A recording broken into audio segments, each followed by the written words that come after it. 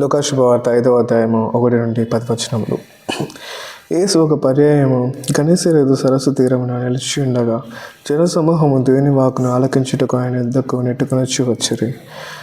ఆయన అతడు 2 పడవలను చూచెను.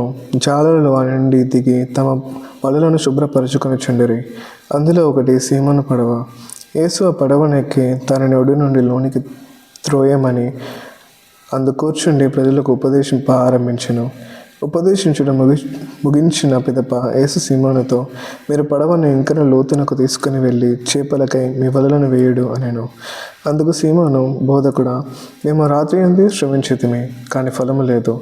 అయినను నీ మాట మీద వలలను వేసేదము అని ప్రత్యుత్తరం ఇచ్చెను. వల వేయగానే వల చినుకునని చేపలు పడెను. అంతటి జాలరులు 2వ పడవలోనున్న తమ తోటి వారికి వచ్చి సహాయం చేయుడని ప్రాధేయపడగా వారు వచ్చి 2వ పడవలను చేపలతో నింపగానే పడవలు మునుగునట్లు ఉండెను.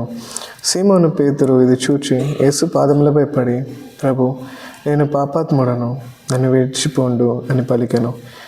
ఇన్ని చేపలు పడుట చూచి సీమోను అతని తోటివారు ఆశ్చర్యపరిడి. సీమోనుతో ఉన్న జెబెదయి కుమారులు యాకోబు, యోహానును అట్లే ఆశ్చర్యపడిరి.